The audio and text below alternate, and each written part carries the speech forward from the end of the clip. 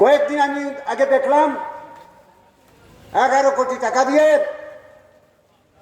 7,200 বেশি 7,200 বেশি ধ্বংসামাদল দেওয়া হয়েছে। বন্ধুগণ, আমি ধ্বংসামাদল দেওয়ার বিরোধিতা করছি না, সমর্থন করছি। তো একটা কথা তার সাথে জুড়ে দিতে চাই, আপনি যেভাবে ধ্বংসামাদল দিয়ে মানুষকে উৎসাহিত করার চেষ্টা করছেন, সেই রকম শিক্ষা দিয়ে শিক্ষিত করার চেষ্টা করুন, আমি বলবো। আর একটা সমাজ, একটা দেশ শিক্ষা ছাড়া কোনোদিন অগ্রগতি হয় না। তাই আমি এই মঞ্চ থেকে পশ্চিমবাংলা সরকারকে অনুরোধ করব, যাতে অলচিকি লিপিতে সাঁওতালি ভাষায় শিক্ষা বোর্ড অতিবিলম্বে তৈরি করা। আর একটা কথা বলবো, আমাদের পশ্চিম বাংলায়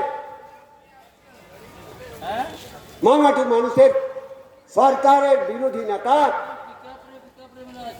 শুভেন্দু অধিকারী বাবু আছেন, কেন আজ পর্যন্ত আদিবাসীদের হয়ে কথা বলেননি?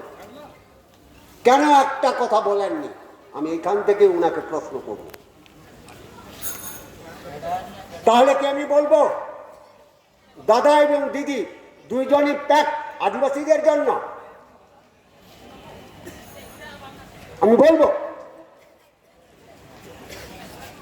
দিদিও শুধু মুখে বলে যাচ্ছেন, দাদাও শুধু মুখে বলে যাচ্ছেন, কই কাজ তো হচ্ছে না। তাই আমি এখানে পশ্চিম বাংলার বিরোধী দলনেতাকে আমি বলবো, আপনারা ক্ষমতায় আসলে কি করবেন? কি বিশ্বাস আছে আপনাদের প্রতি যে আপনারা আমাদের কাজ করবেন? কি বিশ্বাস আছে? যেহেতু আজকে আপনি বিরোধী দলনেতা হিসাবে বিধানসভায় আদিবাসীদের জন্য একটাও কথা তুললেন না, পরবর্তী পর্যায়ে আপনি এই কাজ করবেন বলে আমার কি আশা আছে, কি ভরসা আছে?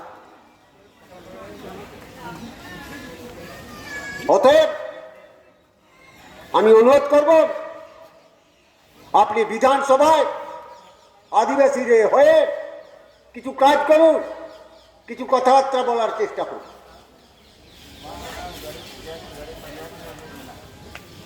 তবে বন্ধুগণ, আপনারা যেভাবে আমাদের আজকে এই গণ আন্দোলনটাকে সাহায্য করেছেন, পুলিশ প্রশাসন, ব্যবসায়ী বন্ধুগণ,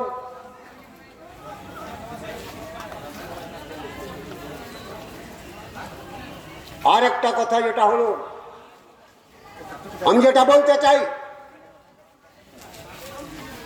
সেটা হলো, আমাদের পশ্চিম বাংলায় মাননীয় মুখ্যমন্ত্রী মহিলা, সম্মান করি উনাকে, স্যালুট জানাই উনাকে। তবে আজকে পশ্চিম বাংলায় এত মহিলা নির্যাতিত হচ্ছেন, তার জন্য কেন কথা বলছেন না উনি? কেন কথা বলছেন না? তার সাথে সাথে আমি বলবো, বিরোধী দলনেতা শুভেন্দু অধিকারী এই সব নিয়ে কেন বিধানসভায় কথা বলছেন না? কেন কথা বলছেন না? শুধু কি তাহলে আদিবাসীদের মিষ্টি কথায় ভুলিয়ে দিচ্ছেন, না কি করতে চাইছেন? সেই জন্য আমি একটু আগে বলেছিলাম, আপনারা যদি পশ্চিমবাংলায় ক্ষমতায় আসেন, আমাদের প্রতি আমাদের কি বিশ্বাস আছে, আপনাদের প্রতি আমাদের কি বিশ্বাস আছে, আপনারা যে আমাদের কাজ করবেন। অতএব আমি উনাকে এই মঞ্চ থেকে অনুরোধ করব, আপনি বিরোধী দলনেতা হিসাবে বিধানসভায় আদিবাসীদের হয়ে কথা তুলুন, কথা বলুন।